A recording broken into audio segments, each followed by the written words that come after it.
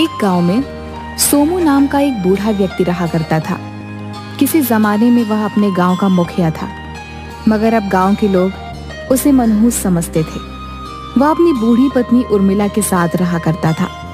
आज भोजन को देखे हुए 3 दिन से ज्यादा हो गए। भूख की वजह से मेरा तो दम ही निकला जा रहा है। क्या हमें कभी भोजन जीवन में देखने को नहीं मिलेगा? तुम अच्छी तरह से जानती हो बिंदिया कि सारे गांव वाले मुझे मनहूस समझते हैं। मैं किसी के भी घर पर भोजन मांगने के लिए जाता हूँ तो सब मुझे धक्के देकर बाहर निकाल देते हैं। मैंने खुद 3 दिन से खाना नहीं खाया। तो फिर क्या करें? जहर खाकर आत्महत्या कर लें क्या? अफसोस की बात तो यह है बिंदिया कि हम दोनों के पास जहर खाने तक के लिए पैसे नहीं है। अचानक उर्मिला मुखिया से बातें करते करते बेहोश हो गई। होश में आओ उर्मिला, होश में आओ। मुखिया के झिझोड़ने पर उर्मिला को होश आ गया। जब मैं गांव का मुखिया था तब मैं किसी को भी भूखे पेट नहीं देख सकता था। मैंने अपना सारा धन निर्धन लोगों की मदद करने में लगा दिया, मगर आज जब मेरा बुरा समय आया तब कोई भी मेरी मदद करने के लिए तैयार नहीं। अरे मदद करना तो बहुत दूर की बात, कोई मुझे 2 वक्त की रोटी देने तक को तैयार नहीं। लेकिन तुम चिंता मत करो, तुम कुछ देर यहाँ पर आराम करो, मैं कहीं ना कहीं से इंतजाम करके लाता हूँ। इतना बोलकर मुखिया गांव के नए मुखिया बाबूलाल के घर पर चला गया। बाबूलाल उस समय अपने 10 वर्षीय पुत्र के साथ खेल रहा था। अरे अब इतनी रात को कौन आ गया? मैं तो मुखिया बनकर पछता रहा हूँ। सारे गांव वाले समझते हैं कि उन सब ने मुझे वोट देकर बहुत बड़ा एहसान कर दिया है। उन मूर्खों को इस बात का एहसास तक नहीं है कि उन्हें वोट देने से पहले मैंने उनकी कितनी सेवा की है। लाखों रुपए मैंने इन गांव वालों पर लुटा दिए। जिसे देखो मुंह उठाकर रात में मेरे दरवाजे पर मदद मांगने के लिए चला आता है।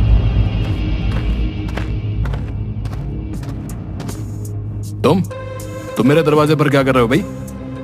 मैं और मेरी पत्नी 3 दिन से भूखे हैं। अगर तुम्हारे घर में कुछ रोटियां पड़ी हो तो वो मुझे दे दो। देखो सोमू, तुम्हारी जगह अगर कोई और होता तो मैं उसे कुछ खाने को भोजन दे देता, मगर तुम्हारी बात अलग है। यहां से निकल जाओ, इससे पहले कि मैं अपने दरवाजे से तुम्हें धक्के देकर बाहर निकाल दूं। आखिर मेरी गलती क्या है? गलती है तुम एक मनहूस हो, तुम हमारे गांव के लिए श्राप हो। मुझे तो डर है कि अगर तुम कुछ देर यहां और ठहरे तो कहीं मेरे घर में कोई अनहोनी ना हो जाए। तो इसमें मेरा क्या दोष है?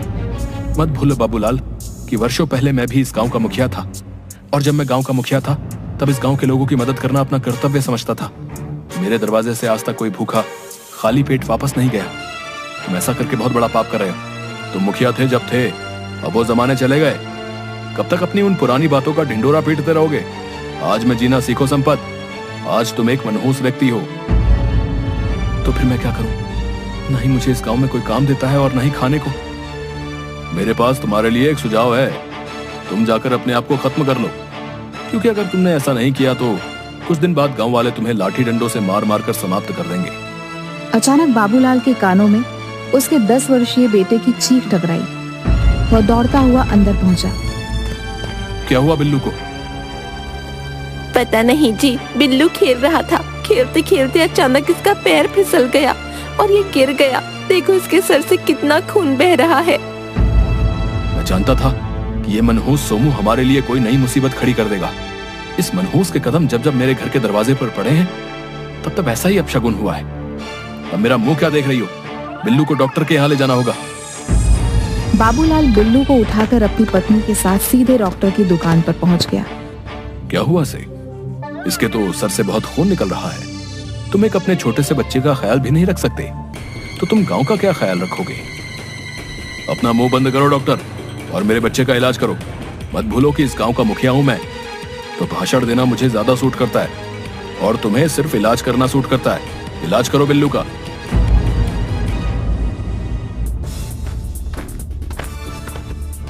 सोमू, तुम मेरे पीछे हाथ धोकर क्यों पड़ गए हो? तुम्हें अभी भी सुकून नहीं मिला? देखो, तुम्हारी वजह से मेरे बेटे का सर फट गया। अब तुम क्या चाहते हो कि मेरा भी सर फट जाए? मैं तो सिर्फ तुम्हारे पुत्र को देखने के लिए चला आया था। तुम्हें देखने की कोई जरूरत नहीं है सोमू, तुम यहाँ से चले जाओ। मेरी पत्नी कुछ देर पहले बेहोश हो गई है, मुझे थोड़े पैसे दे दो। ज्यादा नहीं, सिर्फ इतने दे दो कि मैं अपनी पत्नी को भोजन करा सकूं। मेरी पत्नी कुछ देर पहले बेहोश हो गई थी। तुम और तुम्हारी पत्नी हर बार बेहोश ही होते हो। अरे मर क्यों नहीं जाते? ये कैसी बातें कर रहे हो? अब ये बिल्कुल ठीक है, इसे घर ले जा सकते हो।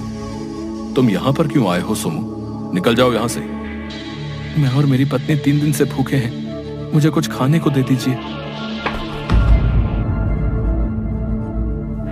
देखा, बेचारा डॉक्टर, अब इसका इलाज कौन करेगा? डॉक्टर की चीख सुनकर वहां मौजूद बल्ली, बलराम और भी गांव के कई व्यक्ति जमा हो गए। देखते ही देखते डॉक्टर की दुकान पर भीड़ लग गई। वह सभी सोमू को क्रोध भरी नजरों से देख रहे थे।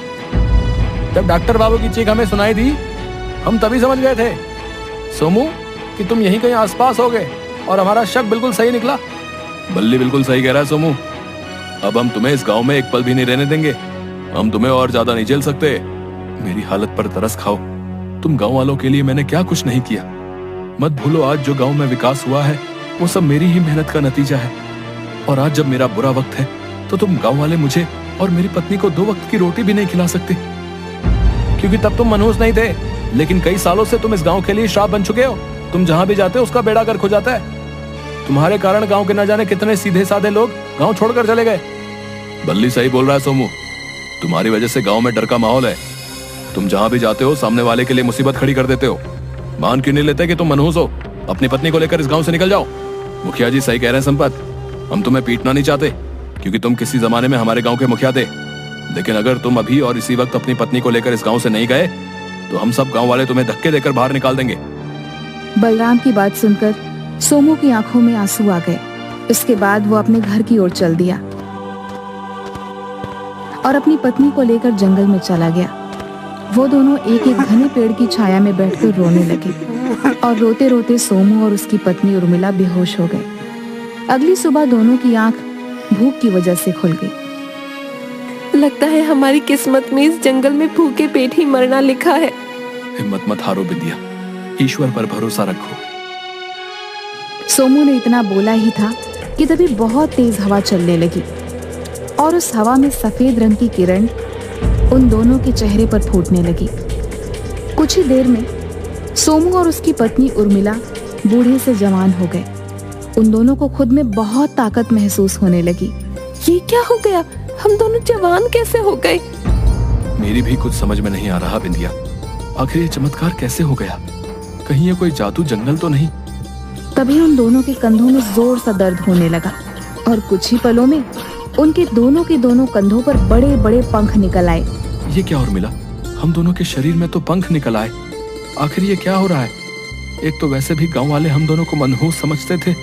अगर हम ये पंख लेकर वहां पर जाएंगे तो वो हम सबको देखकर बुरी तरह से डर जाएंगे। हो सकता है कि वो हमें कहीं जान से ही ना मार दे। तभी उन दोनों के कानों में बाबूलाल और उसकी पत्नी की आवाज टकराई।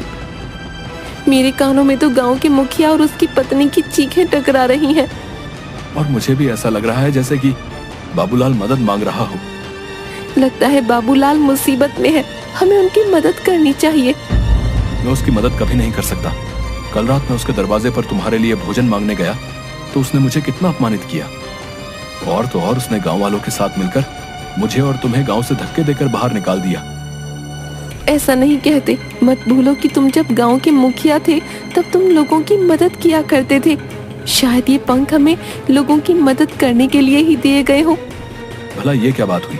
एक तो कुछ सालों से वैसे भी हम दोनों गांव वालों से अपमानित हो रहे हैं, धक्के खा रहे हैं, और ऊपर से तुम बोल रही हो कि ईश्वर ने हमें ये पंख उन लोगों की मदद के लिए दिए हैं। उर्मिला, जो भी हो, एक बार चलकर देखते हैं। तुम्हारी बात तो सही है बिंदिया, लेकिन हम दोनों अभी भी इस रहस्य को नहीं समझ पाए हैं कि हम दोनों अचानक जवान कैसे हो गए और ये पंख कैसे निकल आए।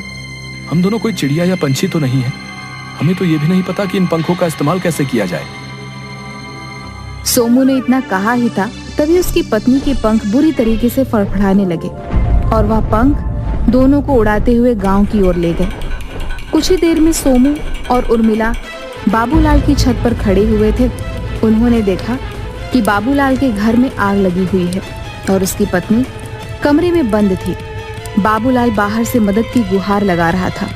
मेरा अंदाजा सही निकला, बाबूलाल की पत्नी मुसीबत में है।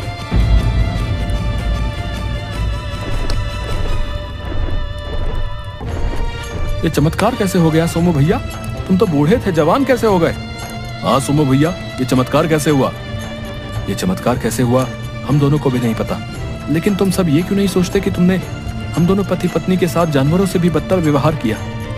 हम दोनों पति पत्नी 3 दिन तक भूख प्यास से तड़पते रहे, मगर तुम में से किसी ने भी रोटी का एक टुकड़ा तक हम दोनों को खाने को नहीं दिया। इसके बावजूद भी जब भी तुम पर मुसीबत पड़ी तो मैंने और मेरी पत्नी ने मदद की। मुझे माफ कर दो सोमू, अब मुझे अपनी गलती का पछतावा हो रहा है। तुम बिल्कुल सही कह रहे हो, मैंने तुम्हें एक बार नहीं बल्कि पता नहीं कितनी बार अपमानित करके अपने घर के द्वार से धक्के देकर बाहर निकाला, और आज जब मेरी पत्नी आग में जल रही थी तो तुमने ही मेरी मदद की। हम सब गांव वालों को क्षमा कर दो। नहीं, मैं तुम सब गांव वालों को कभी क्षमा नहीं कर सकता, और तुम सबके बुरे व्यवहार को मैं कभी नहीं भूल सकता। तुम सब लोगों ने मुझे मनहूस मनहूस कहकर मेरी और मेरी पत्नी का बहुत अपमान किया है। अब मैं और मेरी पत्नी इस गांव में कभी नहीं आएंगे। तभी फिर से तेज हवा चलने लगी और उस तेज हवा में रोशनी फूटने लगी। अचानक उन रोशनी की किरणों से एक साधु प्रकट हो गया, जो कब से सोमू और उर्मिला की तरफ देखकर रहस्यमय अंदाज में मुस्कुरा रहा था। इन गांव वालों की कोई गलती नहीं है सोमू। अगर किसी भी मनुष्य की वजह से किसी के घर पर कोई आपदा आ जाती है और ये हर बार ऐसा हो, तो वो मनुष्य उस मनुष्य के साथ दुर्व्यवहार ही करेगा। आप कौन हैं? तुम्हें सब याद आ जाएगा और तुम्हारे सारे सवालों के जवाब भी मिल जाएंगे। मैं जानता हूं कि तुम दोनों जवान कैसे हो गए और तुम दोनों के शरीर पर ये पंख कैसे निकल आए। तो हमें बताइए साधु महाराज, आखिर ये सब कुछ हो क्या रहा है और इस चमत्कार की वजह क्या है? तो सुनो, तुम दोनों इस गांव में रहने वाले नहीं हो। तुम दोनों इस पृथ्वी के जादुई जंगल के वासी हो, जहां पर लोग बूढ़े नहीं होते और उन सबके पंख भी होते हैं। एक दिन मैं उस जादुई जंगल में तपस्या कर रहा था। तपस्या करने के बाद मुझे बहुत जोरों से भूख और प्यास लगी। तभी तुम दोनों उड़ते हुए उस जंगल में आ गए और वहां मौजूद एक जादुई तालाब में पानी पीने लगे और एक वृक्ष से मीठे फल खाने लगे। तुम दोनों उस जंगल के राजा और रानी थे। मैं तुम्हारी आज्ञा के बगैर उस तालाब में पानी नहीं पी सकता था और ना ही उस वृक्ष के मीठे फल खा सकता था। मैंने जब तुमसे खाने के लिए फल और पीने के लिए पानी मांगा तो तुमने मुझे अपमानित करके जंगल से निकल जाने के लिए कहा, और इसीलिए मैंने तुम्हें श्राप दे दिया और तुम दोनों साधारण मनुष्य बन गए। श्राप के कारण तुम दोनों को कुछ भी याद नहीं रहा और ना ही इन गांव वालों को कि तुम दोनों इस गांव के वासी नहीं हो। मैं तुम्हें एहसास दिलाना चाहता था कि भूख और प्यास क्या होती है, लेकिन जब मैंने देखा कि तुम दोनों साधारण मनुष्य बनकर भी आराम का जीवन व्यतीत कर रहे हो, इसलिए मैंने अपनी शक्ति से तुम्हें एक मनहूसियत का श्राप भी दे दिया। मनहूस होने की वजह से सारे गांव वाले तुम्हें अपमानित करने लगे और तुम भूखे और प्यास में रहने लगे। मेरे श्राप का तोड़ यही था कि इतना अपमानित होने के बावजूद भी अगर तुम अपनी हालत में बाबूलाल की मदद नहीं करते तो तुम कभी श्राप से मुक्त नहीं हो पाते और दोबारा साधारण मनुष्य बन जाते। इतना कहकर उस साधु ने अपना हाथ सोमू और उर्मिला के आगे कर दिया। साधु के हाथ में सफेद किरणें निकलने लगी, जो ठीक सोमू और उर्मिला के माथे पर टकराई। किरणें टकराते ही सोमू और उर्मिला को सब कुछ याद आ गया। हमें क्षमा कर दीजिए साधु महाराज, हमें सब याद आ गया। अब हम अपने जंगल में हराने वाले साधारण मनुष्य और साधु का ख्याल रखेंगे। हमें आज्ञा दीजिए साधु महाराज, हमारे राज परिवार वाले हमारी प्रतीक्षा कर रहे हैं। ठीक है, अब तुम दोनों अपने घर जा सकते हो।